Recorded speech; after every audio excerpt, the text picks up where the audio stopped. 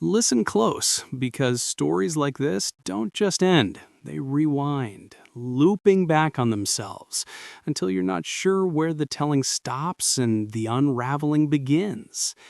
They say the past is a chain, each link hammered from the cold iron of what was. But what if those links aren't solid? What if they're threads, delicate as spider silk, spun from the shadows of forgotten selves? Pull too hard, and the whole weave comes undone, leaving you staring into the void of who you might have been or never were at all. This is the tale of Elara Voss, a woman who inherited more than a house. She inherited the echo of her own erasure. Elara arrived at the house on a drizzling autumn afternoon, her battered sedan coughing to a stop on the overgrown gravel drive.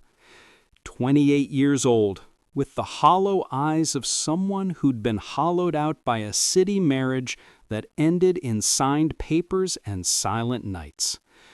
The house loomed before her like a crouching beast, peeling gray paint, gables twisted like arthritic fingers, and ivy that clung to the bricks as if trying to strangle the life from them.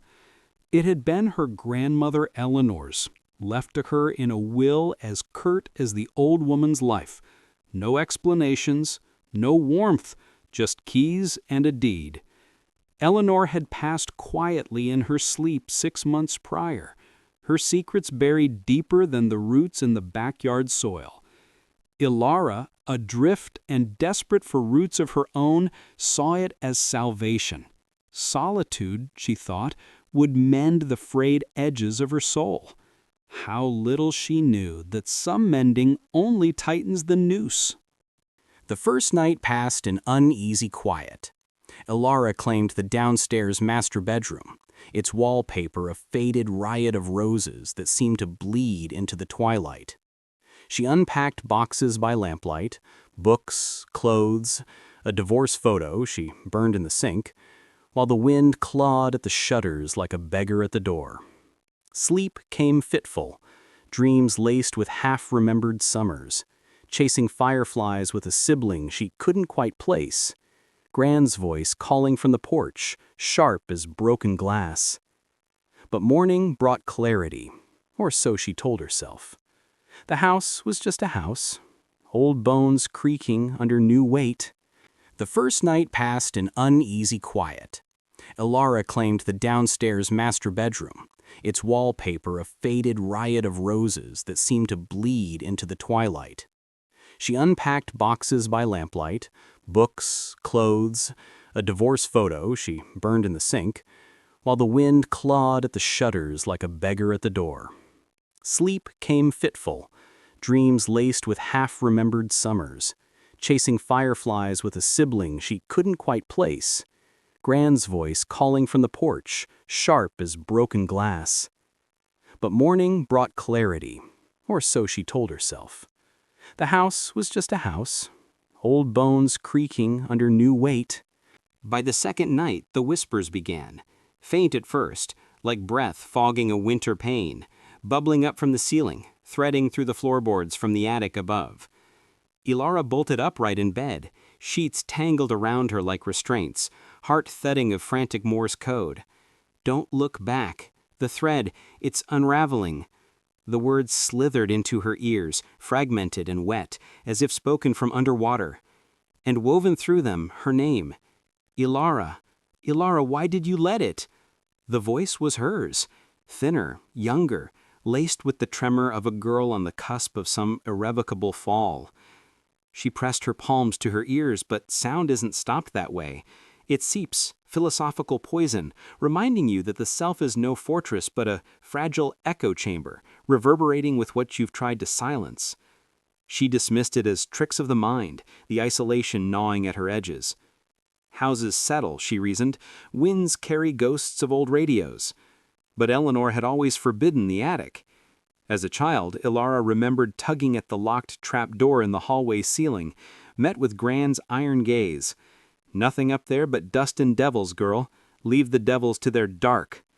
The padlock had rusted over like a scab, hiding whatever sins the old woman couldn't bury in the earth. Curiosity, that ancient serpent, coiled tighter each night. The whispers sharpened, snatches of arguments, laughter inverted into sobs, until the third evening, as the sun dipped blood-red behind the hills, Elara could bear it no longer. She fetched bolt cutters from the shed, their jaws snapping the padlock with a crack like splintering bone. The trapdoor swung down on protesting hinges, exhaling a gust of moth-eaten air thick with the scent of wilted roses and decay.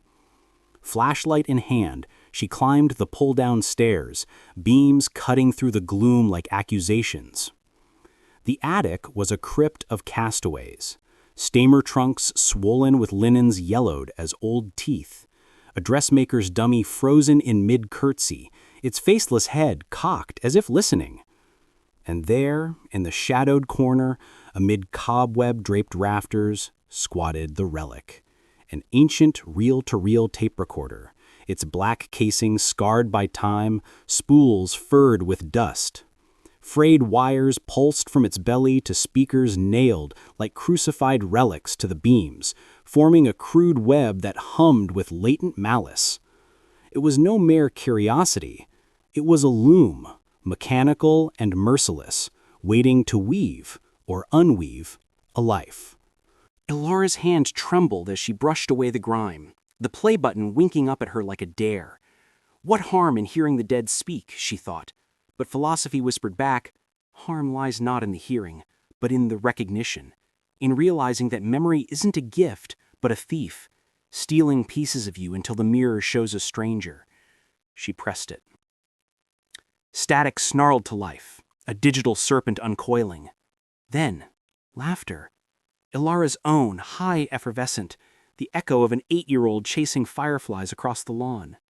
Elara, look! The stars are falling!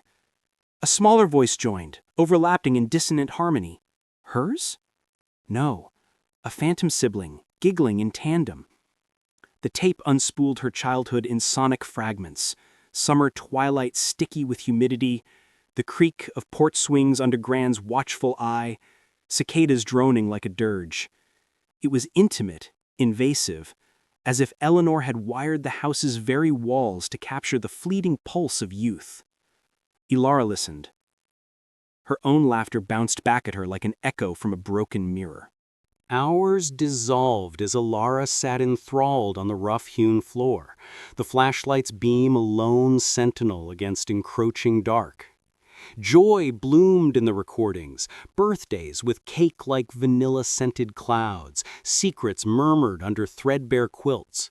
But the spools turned inexorably, and the tone curdled. Whispers of discord seeped in. You can't keep her from knowing, Mother. A man's voice intruded. Grandfather? The one who'd chased dreams and never returned? The thread's too tight, Eleanor. It'll snap. Eleanor's retort, glacial. Threads don't snap, they unravel. And in the unraveling, the truth emerges, bare, bloody, and absolute. Dawn's gray fingers clawed through the tiny attic window when the reel clicked to its end. Elara reached for the stop, but the machine betrayed her. It reversed, spools whirred backward, devouring sound in a mechanical gluttony. Gibberish first, then inverted clarity. Knowing from her keep, can't you? Scenes replayed in retreat, not memories advancing, but prophecies retreating. Elara heard herself, aged and shattered, shrieking in a sterile room. It wasn't me. I didn't mean. Severed by a flatline's wail. A courtroom's echo. Elara Voss, guilty of manslaughter in the... drowned in static. Deeper, a lover's plea entwined with hers. I love you, but the shadows, they're pulling us apart. And at the core, Eleanor's voice, young and raw with terror. The curse of the bloodline. Every daughter rewinds her memories until the self dissolves. You become the echo, Elara, the voice that speaks, but is never heard. Panic seized her.